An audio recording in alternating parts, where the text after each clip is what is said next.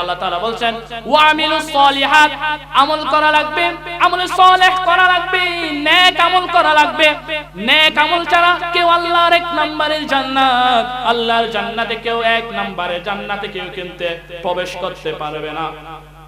বুখারী শরীফের হাদিস আব্দুল্লাহ ইবনে মাসউদের বর্ণনা, তিনি বললেন আল্লাহ রাসূল থেকে বর্ণিত, তিনি বললেন সাআলতু আন্নান নবী সাল্লাল্লাহু আলাইহি ওয়াসাল্লাম আইয়ুল আমালি আহাব্বু ইয়া রাসূলুল্লাহ, ইয়া রাসূলুল্লাহ আমি আপনার কাছে জানতে চাই আল্লাহর কাছে সবচাইতে মর্যাদাপূর্ণ আমল কোনটা?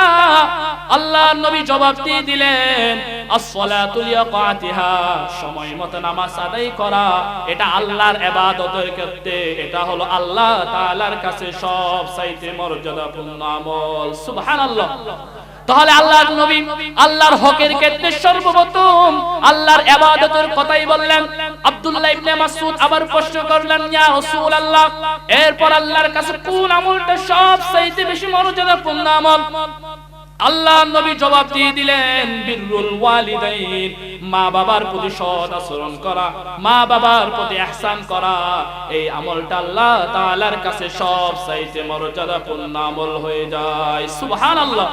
আব্দুল্লাহ ইবনে মাসউদ আবার প্রশ্ন করলেন ইয়া রাসূলুল্লাহ, ইয়া হাবিবাল্লাহ, ওগো আল্লাহর নবী আপনার কাছে জানতে চাই এরপর আল্লাহর কাছে কোন আমলটা সবচাইতে বেশি দামি? আল্লাহর নবী জবাব দিয়ে দিলেন আল জিহাদু ফি সাবিলিল্লাহ, আল্লাহর রাস্তায় জিহাদ করা, এই আমলটা আল্লাহ তাআলার কাছে সবচাইতে দামি আমল হয়ে যায়। সুবহানাল্লাহ। তাহলে এই হাদিস থেকে বুঝলাম আল্লাহ তাআলার কাছে সবচাইতে দামি আমল হলো আল্লাহর সাথে কাউকে শরীক না করা, আল্লাহর ইবাদত করা। 2 নাম্বার হলো মা বাবার ইহসান করা, মা বাবার সাথে সৎ আচরণ করা। 3 নাম্বার হলো আল্লাহর রাস্তায় জিহাদ করা। আমার ভাইরা, প্রথম নাম্বার হলো আল্লাহর ইবাদত করা, এটা আমি পরে বলতেছি, আগে বলিনি। মা বাবার সাথে সৎ আচরণ করা। আমার ভাইরা, আমাদের এলাকায় থাকতে পারে, আমাদের দেশেও থাকতে পারে, আমাদের এখানের মধ্যেও থাকতে পারে, মা বাবার সাথে বিয়াদবি করে, মা বাবার নাফরমানি করে, মা বাবার সেবা যত্ন করে না, এমন মানুষ আমাদের সমাজে আছে না নাই? চিল্লাই বলতে হবে, আছে না নাই? তাহলে তারা শুনে নাও, যারা মা বাবার সাথে বিয়াদবি করো, মা বাবার নাফরমানি করো, আল্লাহর কোরআনের ঘোষণা, আল্লাহ তাআলা বললেন ওয়া ক্বাদা রাব্বুকা আল্লা তা'বুদু ইল্লা ইয়্যাহু ওয়া বিল ওয়ালিদাইনি ইহসানা। জোরে বলি আল্লাহু আকবার। আল্লাহ তাআলা বললেন ওয়া ক্বাদা রাব্বুকা আল্লা তা'বুদু ইল্লা ইয়্যাহু, আল্লাহ তাআলা বললেন দুনিয়ার মানুষ তোমরা সর্বপ্রথম আমি আল্লাহর ইবাদত করো, ওয়া বিল ওয়ালিদাইনি ইহসানা, এরপর মা বাবার সাথে সৎ আচরণ করো, মা বাবার নাফরমানি করবে না। আল্লাহ তাআলা সূরা বাকারার মধ্যে আয়াত নাযিল করেন ওয়া ইয আখাযনা মিসাকা বানি ইসরাঈলা লা তা'বুদুনা ইল্লাল্লাহ ওয়া বিল ওয়ালিদাইনি ইহসানা। আমার আল্লাহ বলেন ওয়া ইয আখাযনা মিসাকা বানি ইসরাঈল, ও নবী আমি আল্লাহ পাক রব্বুল আলামিন বনি ইসরাঈলদের থেকে অঙ্গীকার নিয়েছিলাম তারা যেন একমাত্র আমি আল্লাহর ইবাদত করে ও বেঈমানি করবে। আপনি যতই ইবাদত করেন না কেন আপনার অন্তরে কোনো সুখ থাকবে না, আপনার ইবাদত আল্লাহর দরবারে কবুল হবে না, আর আপনার ঠিকানা হলো লাইসা লাহু জাযাউন ইল্লাল জাহান্নাম, আপনার ঠিকানা হলো রবের পক্ষ থেকে জান্নাত, জাহান্নাম আপনার জন্য রবের পক্ষ থেকে অবধারিত করে দিয়েছেন। চিল্লায় বলতে হবে তিনি কে? যারা মা বাবার নাফরমানি করবে তাদের জন্য রবের পক্ষ থেকে তাদের জন্য জাহান্নাম। এই জন্য আমার ভাইরা বুঝে থাকলে বলুন, মা বাবার সাথে সৎ আচরণ করা দরকার আছে না নাই? এই জন্য আজকের মাহফিল থেকে আমরা শিক্ষা গ্রহণ করব, যারা মা বাবার নাফরমানি করি, টাকা পয়সা থাকার পরেও মা বাবার সাথে মা বাবার জন্য সেবা যত্ন করি না, মা বাবার নাফরমানি করি, মা বাবার সাথে বিয়াদবি করি, আজকের এই মাহফিল থেকে আমরা শিক্ষা গ্রহণ করব, আজকে থেকে আমরা কখনো মা বাবার সাথে বিয়াদবি করব না। যারা বিয়াদবি করে, আল্লাহ রাসূলের কাছে এক সাহাবী আসলো, আসার পর বললেন ইয়া রাসূলুল্লাহ, ইয়া হাবিবাল্লাহ, মা বাবার সেবা যত্ন আল্লাহ আমি কিভাবে করব? আমার নবী জবাব দিয়ে দিলেন, হুমা জান্নাতুকা ওয়া নারুকা। আমার নবী এটাই বলে নাই তুমি তোমার মায়ের জন্য শাড়ি নিয়ে যাও, তুমি তোমার মায়ের জন্য গহনা কিনে দাও। আল্লাহ নবী এক কথাই রিপ্লাই দিয়ে দিলেন, এক কথাই জবাব দিয়ে দিলেন, হুমা জান্নাতুকা ওয়া নারুকা। তোমার মা বাবাই হলো তোমার জান্নাত, আর তোমার মা বাবাই হলো তোমার জাহান্নাম। নাউজুবিল্লাহ বলেন।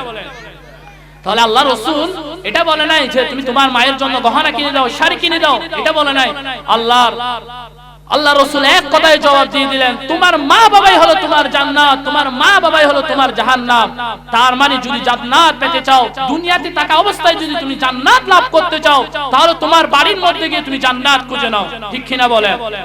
আরেক হাদিসের মধ্যে আছে, এটাও বুখারীর বর্ণনা, রিদার রাব্বি ফি রিদাল ওয়ালিদাইন ওয়া সাখাতার রাব্বি ফি সাখাতিল ওয়ালিদাইন। আমার নবী বলেন, যে ব্যক্তির উপর তার মা বাবা রেগে যায়, যে ব্যক্তির উপর তার মা বাবা অসন্তুষ্ট থাকে, আমার আল্লাহ ওই ব্যক্তির উপর অসন্তুষ্ট থাকে। যতক্ষণ পর্যন্ত আপনার মা বাবা আপনার উপর খুশি না থাকবে, ততক্ষণ পর্যন্ত আল্লাহ আপনার উপর বেজার থাকবে। মানে এখান থেকে বোঝা গেল, আপনার মা বাবা যদি আপনার উপর বেজার থাকে, আপনার মা বাবা যদি আপনার উপর বিরক্ত থাকে, আমার আল্লাহ বলেন আমি আল্লাহ তার উপর বিরক্ত, আমি আল্লাহ তার উপর বেজার। তাহলে মা বাবার সাথে সৎ আচরণ করা দরকার আছে না নাই? এই জন্য আমরা মা বাবার সাথে বেয়াদবি কখনো করব না। আপনি যতই আমল করেন না কেন, সব আমল বরবাদ হয়ে যাবে, শুধুমাত্র মা বাবার সাথে নারা বেয়াদবি করে এমন মানুষ সমাজে বহুত রয়েছে। আমাদের গ্রামে না থাকলেও চট্টগ্রাম শহরে আমরা অনেক দেখি, মা বাবার সাথে বেয়াদবি করে এমন মানুষ অনেক আছে। যে মা আপনাকে 10 মাস যদি গর্ভধারণ করেছেন, ওই মায়ের সাথে আপনি কেমনে বেয়াদবি করেন? দেখবেন চট্টগ্রাম শহরে অনেক পাগলি আছে। ওই পাগলিকে যদি আপনি বলেন, পাগলি তোর যা আছে তা সব আমাকে দিয়ে দে, দেখবেন সে সব কিছু দিয়ে দিবে। তো এমন কিছু পাগলি আছে, তাদের ছেলে সন্তান আছে না নাই? ছেলে সন্তান নাই, অনেক পাগলি।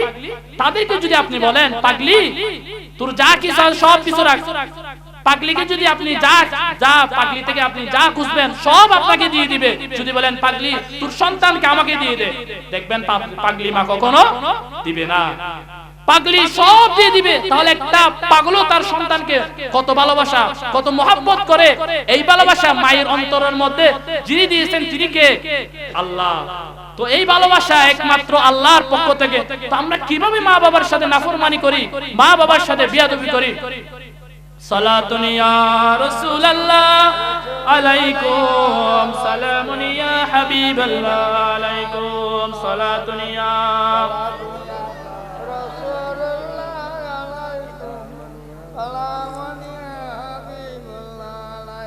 মা কেন এত দামি জানি না সকালে, মা কেন এত দামি জানি না সকলে। জানতে যদি পড়তে দেখে কোরআন হাদিস কোলে, জানতে যদি পড়তে দেখে কোরআন হাদিস কোলে। 10 মাস 10 দিন গর্ভে ধারণ করেছিল মা, 10 মাস 10 দিন গর্ভধারণ করেছিল মা। মা কেন এত দামি জানি না সকলে, জানতে যদি পড়তে দেখে কোরআন হাদিস কোলে। একটি হাজার সওয়াব নিলে, একটি হাজার সওয়াব নিলে, মাকে একবার দেখিলে, দেখিলে। মা কেন এত দামি জানি না সকলে, জানতে যদি পড়তে দেখে কোরআন হাদিস কোলে। মায়ের যে, আমার ভাইয়েরা, মায়ের যে এত দাম, মুস্তাজাবুদ দাওয়া, আল্লাহ তাআলা 3 ব্যক্তির দোয়া কখনো কবুল না করে ফিরাই দেয় না। তার মধ্যে 1 নাম্বার হলো মুসলিম ব্যক্তি, যাদের উপর জুলুম করা হয়, অন্যায় করা হয়, অবিচার করা হয়। ওই মুসলিম ব্যক্তি যখন আল্লাহ তাআলার কাছে দোয়া করে, তাহলে রব্বুল আলামিন সাথে সাথে তার দোয়া কবুল করে নাই। সুবহানাল্লাহ। তার মধ্যে 2 নাম্বার হচ্ছে মুসাফির ব্যক্তি, যারা সফরের উদ্দেশ্যে রওনা দেয়, তারা যদি আল্লাহ তাআলার কাছে দোয়া করে রব্বুল আলামিন তাদের দোয়াগুলো কবুল করে নাই। 3 নাম্বার আছে মা বাবার দোয়া। আপনার হুজুর আপনার জন্য দোয়া করলে সেই দোয়া কবুল হতে পারে, আবার নাও হতে পারে। আপনার পীর আপনার জন্য দোয়া করলে সেই দোয়া কবুল হতে পারে, আবার নাও হতে পারে। কিন্তু আপনার মা বাবা যদি আপনার জন্য দোয়া করে তাহলে সেটা আরশ আজিমের মধ্যে সাথে সাথে কবুল করে। যিনি নিয়ে নেন তিনি কে? আল্লাহ। আল্লাহ তাআলা মা বাবার দোয়া সাথে সাথে কবুল করে নেয়।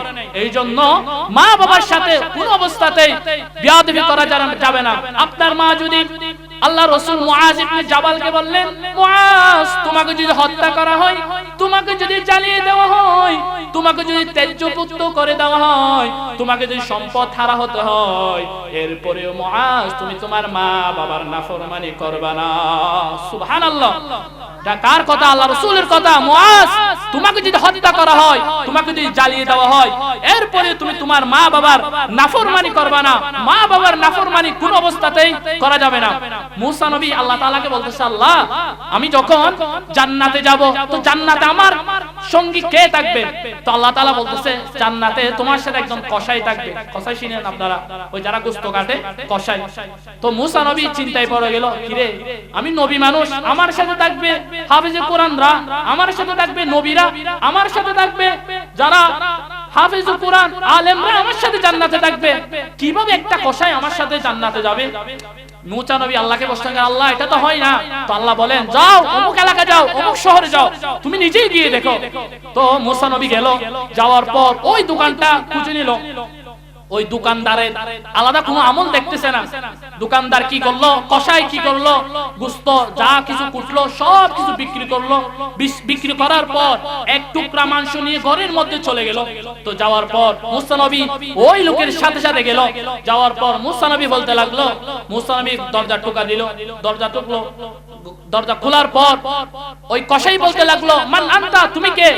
মুসা নবী বলতে লাগলো, আনা মুসাফির, আমি একজন মুসাফির, রাতে থাকার মতো কোনো জায়গা নাই, আমাকে আজকে আপনার ঘরের মধ্যে একটু বিশ্রাম নেওয়ার মতো সুযোগ করে দেন, সকাল হলে আমি চলে যাব।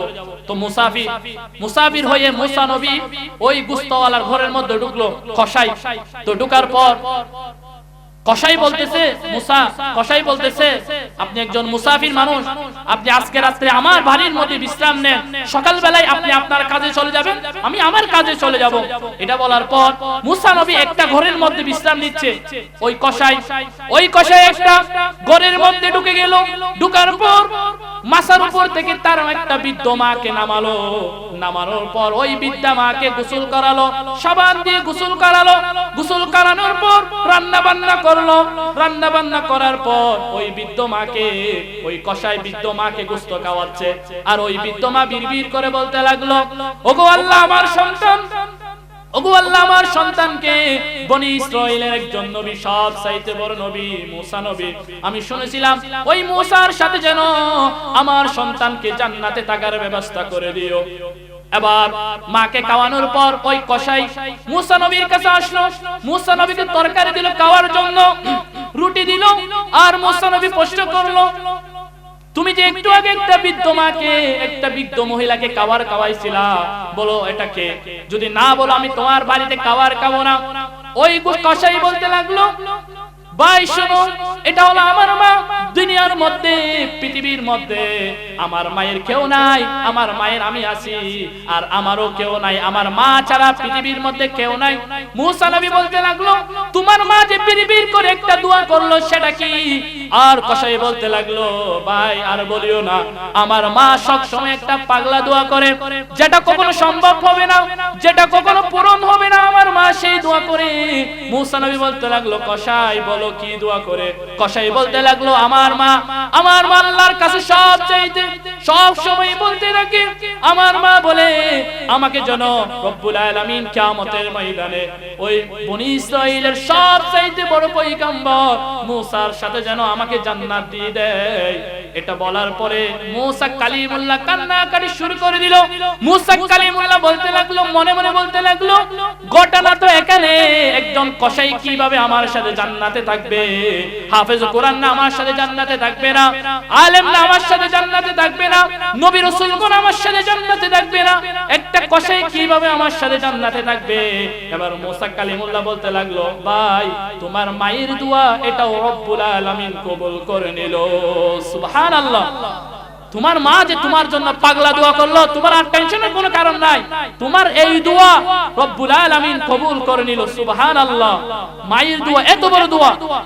আল্লাহ রাসূলের আরেক সাহাবী আলকামা রাদিয়াল্লাহু তাআলা, ওই আলকামা রাদিয়াল্লাহু তাআলা রাসূলের সাহাবী, ইনি যখন ইন্তেকাল করবেন মুমূর্ষ অবস্থায়, মানুষ মুমূর্ষ অবস্থায় থাকে না মৃত্যুবরণ করার আগে, তো তার মুখ দিয়ে কালিমা বের হচ্ছে না, তো তার মুখ দিয়ে কালিমা বের হচ্ছে না। সাহাবীরা সবাই বলতে লাগলো, আলকামার মুখ দিয়ে কেন কালিমা বের হচ্ছে না? এবার কয়েকজন সাহাবী রাসূলের কাছে গেল, যাওয়ার পর বলতেছে, ইয়া রাসূলুল্লাহ, আলকামারের মুখ দিয়ে তো কালিমা বের হচ্ছে না, কি ব্যাপার? তো আলকামা এবার সাহাবীদেরকে বলতে লাগলো যে আলকামারের মা আছে কিনা, তার বউ আছে কিনা? তো বলতেছে আছে। তো আলকামারের বউকে ডেকে নিয়ে আসলো, আনার পর বলতেছে যে তোমার স্বামী কেমন ছিল? বলতেছে, ইয়া রাসূলুল্লাহ, আমার স্বামী অনেক দিনদার ছিল, ফরহাজগার ছিল। এটা বলার পর তার বউ চলে গেল। এরপর আলকামারের মাকে ডেকে পাঠালো, আলকামারের মা আসলো। আলকামারের মা আসার পর আল্লাহর নবী প্রশ্ন করলো, আলকামারের মা, বলো তোমার সন্তান তোমার সাথে কেমন আচরণ করেছে? এটা বলার পর মায়ের চোখ দিয়ে কান্না বেয়ে বেয়ে পড়ে। মা জবাব দেয় না, বলে, ইয়া রাসূলুল্লাহ, আমার মা আমার সাথে অনেক নির্যাতন করেছে, বউয়ের কথা মতন চলেছে, আমার মা আমাকে পাত্তা দিত না, আমার মা আমার জন্য শাড়ি গহনা কিছুই আনতো না, সব কিছু বউকে দিত। ইয়া রাসূলুল্লাহ, আমি অনেক কষ্ট পেয়েছি। আল্লাহর নবী বলতে লাগলো, ও আলকামারের মা, তোমার সন্তান তো মূর্ছ অবস্থায় আছে, ও আলকামারের মা, তুমি তোমার সন্তানকে ক্ষমা করে দাও। যদি তোমার সন্তানকে ক্ষমা না করো, তোমার সন্তানের মুখ দিয়ে কালিমা বের হবে না। আলকামারের মা কিছুতেই তাকে ক্ষমা করতে চায় না। আল্লাহর নবী বললেন, সাহাবীরা, ও আমার সাহাবীরা, যাও যাও তোমরা লাকড়ি নিয়ে আসো, আলকামারকে জ্বালিয়ে দাও। আলকামারের মা তাকে কখনো ক্ষমা করবে না, যেহেতু তাকে জ্বালিয়ে দাও। এটা যখন বলল, ওই তো জনম দুকুনি বা দরদি মা সাথে সাথে কান্না করে দিল, আর বলতে লাগলো, ইয়া রাসূলুল্লাহ, আমার সন্তান আমাকে অনেক কষ্ট দিয়েছে, অনেক অন্যায় করেছে, আমার উপর অনেক অবিচার করেছে। ইয়া রাসূলুল্লাহ, আমার সামনে আমার সন্তানকে জ্বালিয়ে দিবেন, এটা আমি কখনো বরদাস্ত করতে পারবো না। ইয়া রাসূলুল্লাহ, আমি আমার মাকে ক্ষমা করে দিলাম। এটা বলতে দেরি আলকামারের মুখ দিয়ে কালিমা জারি হয়ে গেল। আলকামা বলতে লাগলো, লা ইলাহা ইল্লাল্লাহু মুহাম্মাদুর রাসূলুল্লাহ সাল্লাল্লাহু আলাইহি ওয়াসাল্লাম। মা দোয়া করতে দেরি, সাথে সাথে আরশ আজিমের উপর কবুল করে নিলেন যিনি। গলার আওয়াজ দিয়ে বলতে হবে, তিনি কে? বন্দুকের গুলি মিস হতে পারে, কিন্তু মায়ের দোয়া কখনো মিস হয় না। এই জন্য আমার ভাইরা, যারা বিবাহ করেছেন, যাদের বউ রয়েছে, বউর বুস বউকে দিতে হবে, মায়ের বুস মাকে দিতে হবে। যেহেতু আপনি ঘরের কর্তা, এই জন্য বউয়ের খেয়াল রাখতে হবে, মায়ের বুস মাকে দিতে হবে, বউর বুস বউকে দিতে হবে, দুইজনকে সমানভাবে দেখতে হবে। আর যদি আপনি মার সেবা যত্ন করেন, শুধু মায়ের সেবা যত্ন করে গেলেন, কিন্তু আপনি বউয়ের হক আদায় করেন নাই, তাহলে সেটাও হবে না। আর যদি আপনি বউয়ের হক আদায় করেন কিন্তু মায়ের হক আদায় করেন না, সেটাও হবে না। এই জন্য আমার ভাইরা, আজকের মাহফিল থেকে শিক্ষা নিতে হবে, আমরা যারা বিবাহ করেছি, ঘরের কর্তা যিনি, তার খেয়াল রাখতে হবে, মায়ের সেবা যত্ন করতে হবে, বউয়ের হক আদায় করতে হবে। তাহলে আল্লাহর পক্ষ থেকে আপনার ঘরের মধ্যে